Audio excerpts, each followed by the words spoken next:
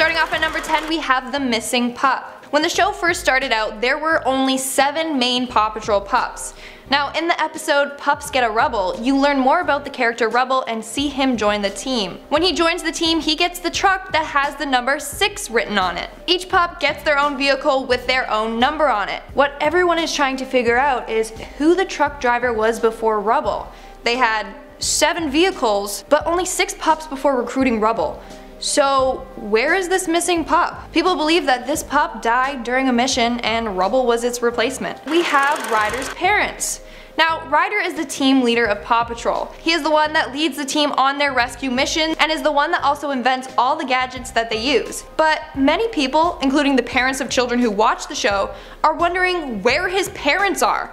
Like, he spends all his days out with the pups and he's only 10 years old. Well, people believe that his parents are dead. They believe that they both committed suicide. Yet, they say that Ryder is happy all the time. Well, they believe that he stays happy and uses the pups and the missions as a distraction from thinking of his tragic past. I mean, I guess that would make sense to why we never see his parents. Or maybe they just didn't want to hire 2 more voice actors for the role. But you know what, that theory is more interesting. Coming in at number 8, we have the nuclear explosion. People believe that a nuclear plant used to be on Adventure Bay. A lot of people on Adventure Bay worked at this factory. Then one day the factory exploded and a bunch of parents were killed as a result. The people who weren't killed were the mayor, farmers, sea captain, and others who didn't work at the factory. This could be an explanation to why we don't see any parents around. Then it is said that the radiation from the explosion is what made the dogs talk. Next up at number 7, we have the switched brains theory. This theory surrounds the mayor of Adventure Bay, Mayor Goodway, and her pet chicken, Chickaletta. People believe that the mayor and her chicken have actually switched brains. This would explain the mayor's very interesting and quirky personality. But it also means that the town is being run by a chicken. Now, another thing that supports this theory is how the mayor erected a statue of her chicken. Don't mayors normally erect statues of themselves? Well, in this case, she technically did. Moving on for number 6, we have Ryder the Evil Wizard. Another very interesting theory. So people believe that the leader of the pack, Ryder, is an evil wizard that causes these accidents in town in order to be regarded as a hero. So here is some evidence to support this theory. When Ryder needs help, he summons the pups by pressing a button. All the pups' collars then light up and they all say, "Ryder needs us." Seems an awful lot like the protein charm used on Death Eaters so that Voldemort can summon them. Then you have the episode called Pup Saves a Merpup. In this episode, Captain Turbot asks the team if he can have a dog treat called Puppy Liver Link. Ryder gives him one, but the puppies say, "Don't eat too many or you'll turn into a pup." Well, look at that! Ryder has been feeding the puppies magic treats to keep them as dogs. And lastly, the mayor of the town's child has been magically turned into a chicken. The mayor is always seen with her chicken, Chickaletta. Well, that's because it's her child that Ryder turned into a chicken to teach her a lesson. Even in one of the episodes, you hear the mayor say, "Mommy's coming," when talking to Chickaletta. We are now at our 5th and halfway mark with the war zone. This theory surrounds the idea that Adventure Bay is a war zone. Now, they believe that all the adults have been drafted in the war. Well, again, that would explain why you hardly see any parents. But then you have some people that were left behind, like the mayor, the sea captain, a farmer. They didn't make the cut. Now, people believe that the sea captain actually once fought in this war. He now suffers from PTSD and that's why he's stuck rhyming all the time. It's his only way to form words after his traumatic experience. Continuing this theory, people believe that Ryder's parents were wealthy and intelligent technicians. They were sent to war to build advanced technology. However, before leaving, they built these dogs to respond in times of emergency. Now, before the dogs were built, they had prototypes, which was Mayor Goodway's chicken and Mayor Humdinger's cat, which is why they can understand English but not speak it themselves. Then, when his parents left, Ryder tried to make another dog, but he wasn't successful. That explains his robo-dog. At number 4, we have Ryder's OCD. Another theory surrounding Ryder. Surprise, surprise. So this theory believes that Ryder has terrible OCD. His OCD is so bad that he needs to do the same activities daily in order to feel satisfied. That's why he constantly repeats the phrases, "I'm fired up," and "Paw Patrol is on a roll." This is also why he has never arrested Mayor Humdinger. Mayor Humdinger has committed several crimes like grand theft auto and destroying public property. However, Ryder won't ever lock him away because he needs to have the same routine of chasing him. In fact, this may be a reason to why most of the episodes follow the same pattern. There's an emergency, the pups are taken back to the tower to discuss it, they do their little chants, then they solve the case or whatever. Ryder just can't handle change. He needs everything to remain constant, even if that includes putting the pups in dangerous situations. At number 3, we have the Ryder is dead theory. In this other theory, the main character may be dead and this is just his version of heaven. Apparently, Ryder passed away from a sickness during his childhood. Maybe he wasn't able to do much as a kid from his illness, and now in his dream he is healthy and gets to go on the adventures that he never had while alive. He loves dogs, so in heaven he is constantly surrounded by dogs. Then he is able to help out people, which gives him a sense of worth. Again, he never was able to feel that as a kid since he was always bedridden. This also explains why there is an insane amount of money invested in the equipment that they are seen using. Other people believe that he isn't dead, but just in a coma and dreaming all about this. Next up at number 2, we have the military experiment theory. This theory believes that the pups and their town Adventure Bay is just one big military experiment. So basically, people are convinced that the dogs were created to talk and are constantly being trained. Ryder and the whole town is in on this. The residents are actors that set up missions for the pups to complete to test their worthiness. These are all funded by the government, which explains how they can afford all the expensive equipment. All these dogs have different skills, each vital to the military. And lastly, Adventure Bay has weird creatures like merpups, giant slugs, and giant octopi. These are all biological experiments by the government. That's definitely an interesting take on the show.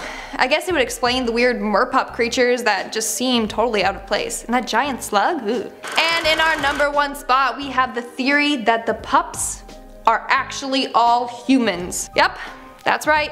People believe that the Paw Patrol puppies are actually humans trapped inside of the dogs' bodies. Now, how on earth did they come up with this theory?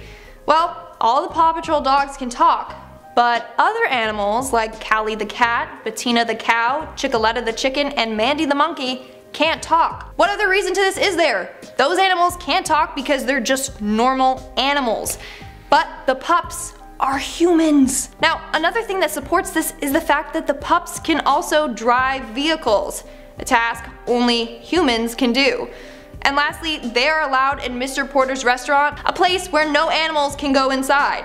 So they have to actually be humans. Okay, but how did these humans get transformed into dogs? Well, it is said that a mad scientist trapped 7 humans and 7 stray animals in his laboratory. From there, they were all hooked up to a machine. Then the child's brains were put inside the dog's body. Okay, now if that's true, does that mean that there are 7 children out there in the world that bark and act like dogs? Because I need to know. Starting off this countdown, we have the terrible incident. Now, just in case you don't know the show, let me just give you a really quick summary. It follows a bunch of puppies and their 10-year-old owner named Ryder. They all have the responsibility to look after their town and respond to any emergencies. Kinda get it? Okay, let's move on. So Twitter user DeVille Film came up with a theory as to why animals and a child are responsible for looking after the town. He believes that there might have been some terrible accident, maybe like a huge fire and a failed rescue that led to a large population of the town being engulfed in flames. As a result of this catastrophic event, the mayor literally goes crazy. I mean, she lost the town's fire department in this fire and her husband as well. That's enough to drive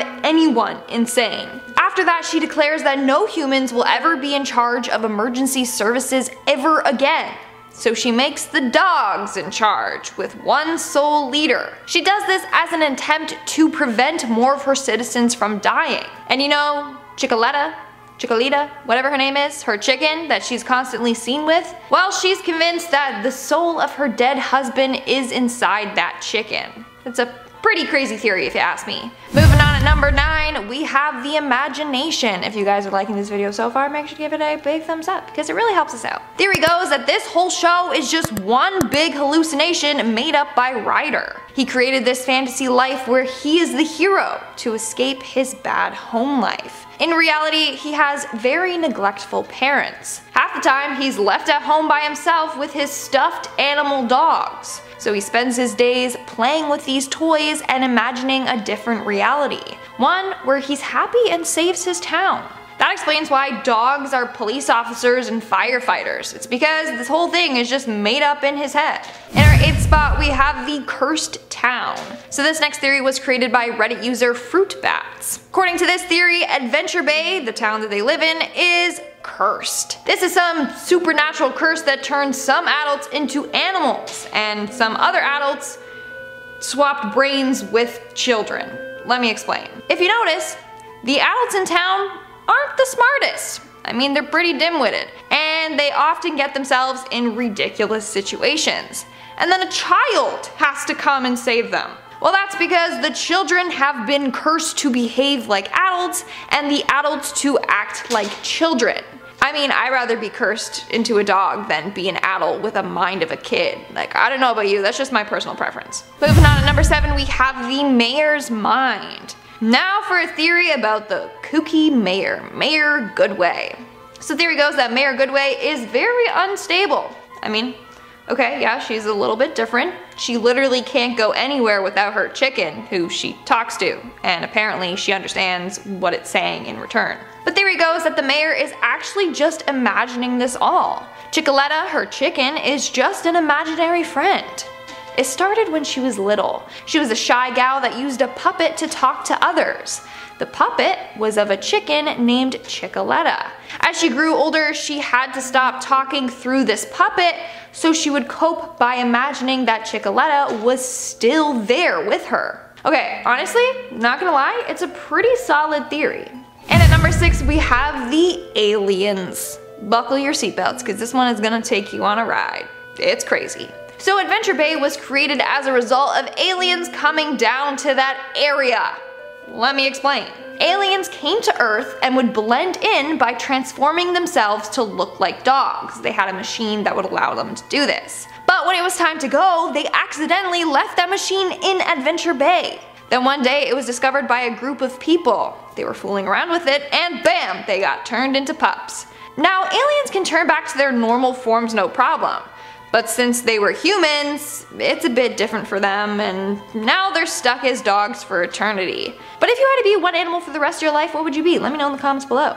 We're now at our 5th and halfway mark with the magical powers. So this theory suggests that Ryder isn't actually who we think he is, but he's actually a very intelligent man that has harnessed supernatural powers. Let me give you some evidence to support this theory. There was a Halloween episode that we see that Ryder has excessive human strength. In this episode, we see him lift a full grown-ass walrus off of the ground. In another episode all about pirate treasure, he pushes a huge rock out of the way. First off, no human can do this, especially not a child. And how is it that he's such an expert in driving and diving and engineering and he can fly a plane no problem? It's because he's not actually a young boy. He's some sort of sorcerer disguised as a wee lad. Those were times that he slipped up and exposed his true identity. That's also why Marshall has an unlimited water supply for his water cannon, just because Ryder can make anything that's impossible possible. In our 4th spot, we have the talking animals. Okay, so yes, I know Paw Patrol is just a cartoon and that's why the animals can speak. But bro, just have some fun and move past that for a second, okay? How come in the show only certain animals speak and certain animals can't? Like, hello, the mayor's chicken can't talk and it doesn't act like a human, but then you got the pups who act like a human and do human stuff, so what is going on there? Well, theory goes that the puppies are not real animals, but robots in disguise. But obviously if the town had robots running around, people would freak out. But puppies, everyone loves puppies. Then these robot dogs go and respond to all the town's emergencies, which they think is better because if a robot dies, like, oh well, they can just make another one or fix the old one.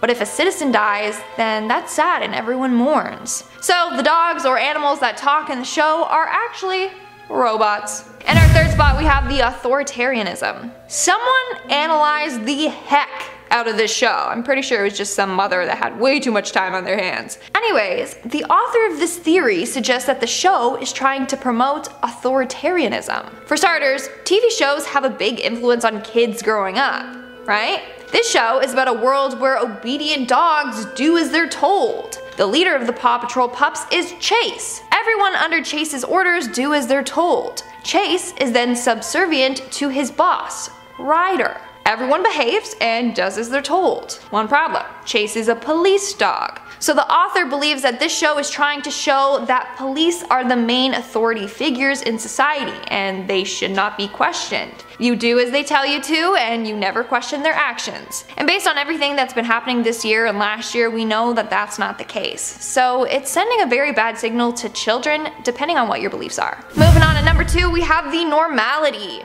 Okay, so this next point comes from the same blog as the last. Basically, in season 2 of Paw Patrol, Chase becomes an intelligence agency surveillance officer. And in one episode, it shows Chase with a drone. These episodes were from 2014. Well, guess what? In 2014, the US government used drones to kill 1,147 people. Coincidence? Seems a little suspicious. But it doesn't stop there. The author believes that Paw Patrol is teaching kids that state surveillance is okay and normal, and that police doing these kind of acts is okay. The article said, and I quote, "Chase will be their first fictional representation of the police and the surveillance state we now live under. For society to have a chance at becoming more free and more democratic and less authoritarian, it cannot allow its youth to be indoctrinated to accept the surveillance state, the natural authority of the police, and the ubiquitous use of drones for surveillance and state-sanctioned murder." Yeah, they wrote that all. They got that all from a kid's show. It's insane. That's all I gotta say. That's insane. And in our number 1 spot, we have the stereotypes. Surprise, surprise. This was also a point touched on that last article as well. But honestly, I noticed this as well while watching a couple episodes. So in the first season and a bit, there's only one female member of the Paw Patrol team out of the 7 members. This is Skye. Skye is a helicopter pilot, but is seen wearing a pink uniform. They even pointed out that the uniform is smaller than the other Paw Patrol members. This displays that in order to be accepted into the workplace, you have to look traditionally feminine. Plus, really, she had to wear pink? Like, that's so stereotypical. Anyways, the other main female character in the show is Mayor Goodway. But she's portrayed as a complete fool. In fact, half of the time she panics and turns to the male characters to have her problems resolved. Also, her great-grandfather was mayor, suggesting that she got the position by it getting passed on to her, not because she got it by working hard for it. So again, this author believes that this show is reinforcing stereotypes and putting women in a negative light. Starting off this countdown, we have Numberjacks. You all kept mentioning this one in the comments in my last video. Boy, do I regret looking it up. So Numberjacks is a British 3D animated children's show. It's aimed towards 2 to 5-year-olds. And it's about a bunch of numbers that solve problems and go on adventures. Pretty educational and harmless, right? Well, yeah, except for the fact that the characters are really, really creepy. The Numberjacks alone will give you nightmares with their beady little eyes. But what's even more terrifying are the villains of the show, which they are referred to as the meanies. So first up, we have Spooky Spoon, which lives up to its name. Then you have the Shape Japer, which is this creepy purple ball with a permanent angry face plastered on it. It has this evil grin with sharp teeth. Then you have the Puzzler, which, okay, he isn't that bad, but he's a floating human head. And lastly, you have the Problem Blob, which is like a slime monster. And he has one eye, but it's located in his mouth, and it comes out on his long tongue. Creepy. In our 9th spot, we have Long Ago and Far Away. This show is basically a collection of stories for children. The show has a human narrator, but the stories themselves are animated. Each episode covers a different story. Some of the stories are quite messed up. Let's look at the one titled Rarge. In this episode, we learn about a world with strange-looking citizens, super intelligent babies, and a mayor with arms growing out of his head. In this episode, these weird babies learn that they are only alive in someone's dream. So they kidnap him and build a bridge so that they can cross over into the real world. The episode ends with the babies trapping the man in his own dreams forever. It's quite eerie and messed up. In our 8th spot, we have Happy Tree Friends. Okay. Yes, I know, the show is technically not made for young kids, but I know a lot of kids that watch this show. Now, don't be fooled by the name of the show, it's clearly not bright and cheery. The characters are pretty cute and colorful, so you would think it's just a normal kids show. No. The whole show is about woodland creatures that get into very disturbing and graphic situations. In each episode, the characters get severely injured or killed. It's just filled with gore and violence. For example, you see the characters getting hit and killed by a truck, being chopped in half by a ceiling fan, being burnt alive, decapitated by elevator doors, and sawed in half. The list goes on and on. So yeah, it's designed to be a dark comedy, but it's more creepy than funny. Moving on to number 7, we have Freaky Stories.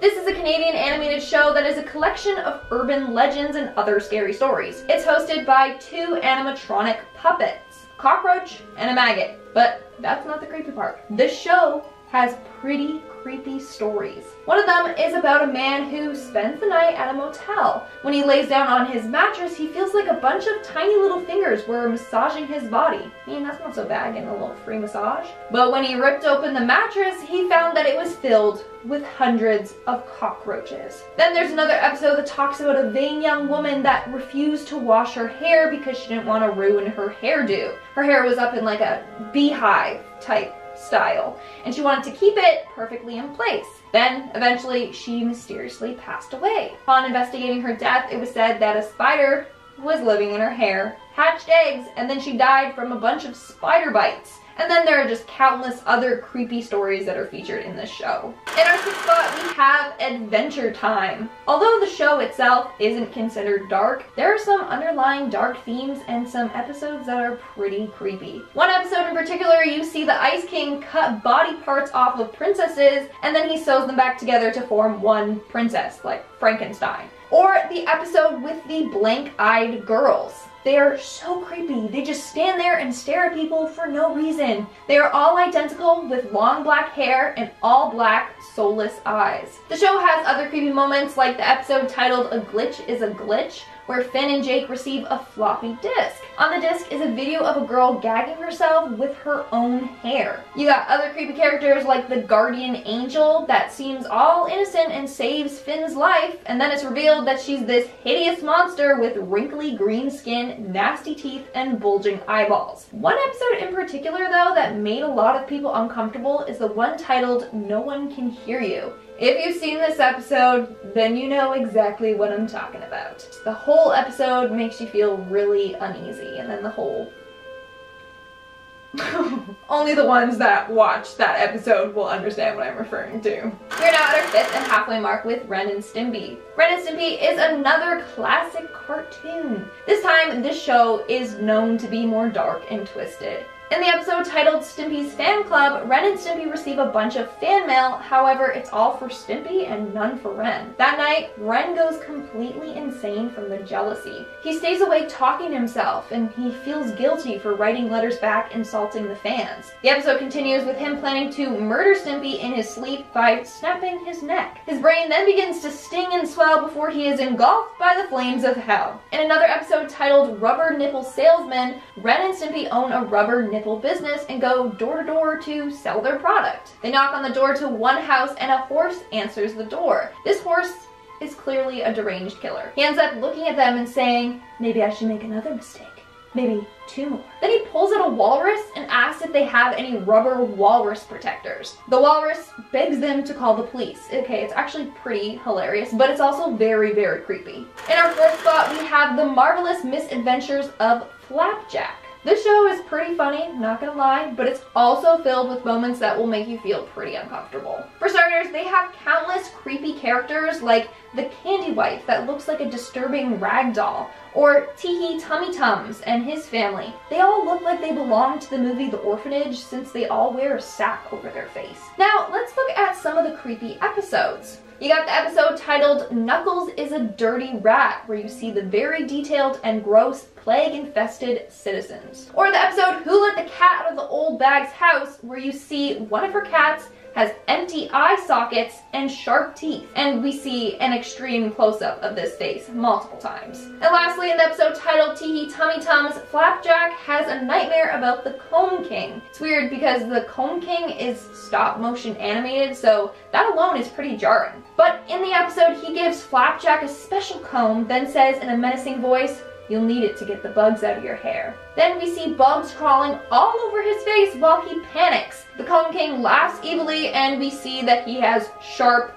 comb-like teeth. Making our way down the list at number 3, we have What a Cartoon. This is an American show composed of a variety of animated shorts. Let's look at the one titled Kitchen Casanova. In this episode, a man is preparing a dinner for his date. Seems pretty innocent, but that's until he reveals what he actually made for his date. Quite disturbing. Basically, he was going to serve her a rolled up tongue with an eyeball, bloody bones, and a severed human foot. It's quite a disturbing image.